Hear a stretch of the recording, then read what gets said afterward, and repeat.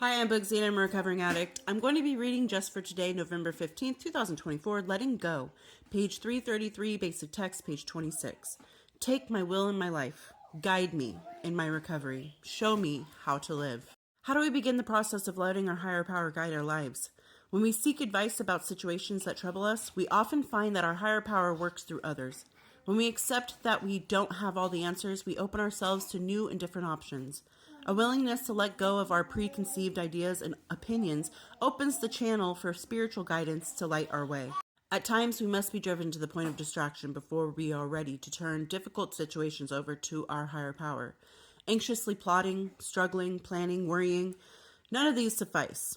We can be sure that if we turn our problems over to our higher power through listening to others share their experience or in the quiet of meditation, the answers will come. There is no point in living a frantic existence. Charging through life like the house is on fire exhausts us and gets us nowhere. In the long run, no amount of manipulation on our part will change a situation.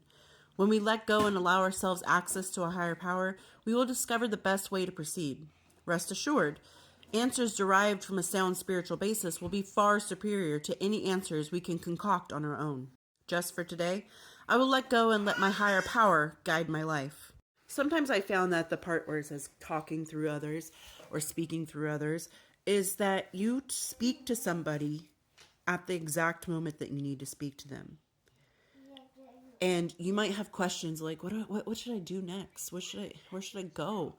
And then randomly you start having a conversation. Maybe it's somebody you've never talked to before. Maybe it's somebody you've never gotten along with before. Maybe it's just a random conversation that you normally don't talk to this person about. And they say something like, oh, you know what? You should go try. And at that moment you realize, well, that's my sign. Because I was just wondering what should I do. And that was on my list of maybe. And then that person just independently suggested I go try XYZ. So there's my answer. And like you guys know, I don't really follow religion or deities or anything like that. But in life, if you have a belief system, follow it. If you believe in the universe, if you believe in God, if you believe in religion, whatever it is that you believe in, if you're sitting there asking questions and randomly you're starting to see signs pointing you in the direction that your answer should be, follow it. See where it leads. Take a risk. Accept the challenge. I joined the military because I'm sitting here thinking, like, I really want to join, but I don't know. And then randomly I'm talking to someone and they're like, hey, you know what? You should join the military. And I'm like, oh, okay, that's a sign. And those are the best times of my life. And I'm sitting here thinking, if I have a question, I just need to manifest it. I need to think about it, and I need to keep my eyes open for any kind of signs that might be set in front of me, and I need to follow them. Because sometimes when life gets hustle and bustle and you don't know where you're going because you got those blinders on, just going forward, I got to keep doing this, I got to keep doing this. Sometimes you've got to take that moment, just take a step back, take a breath, and realize like, oh wow, there's a sign right there. And it's a sign only you would notice. Kind of like when I was thinking about my girls and I'm like, I hope they're okay. And then I started finding things that represented them. A little otter toy, which I would call my daughter Otter. A little bug toy that I would call my other daughter Bug.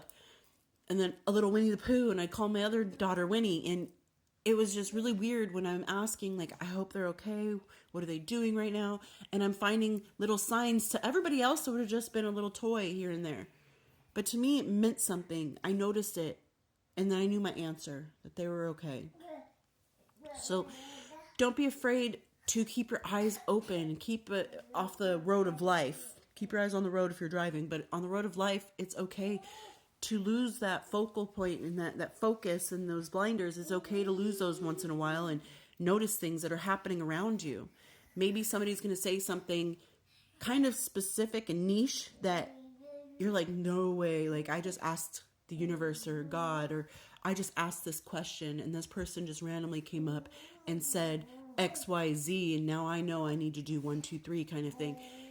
Just keep your eyes and your ears open, and don't be afraid to take that risk, to deviate from the plan that you originally had. It's okay. That's how we grow and that's how we learn. And I hope everyone's doing well out there, and I'll talk to you later. Bye.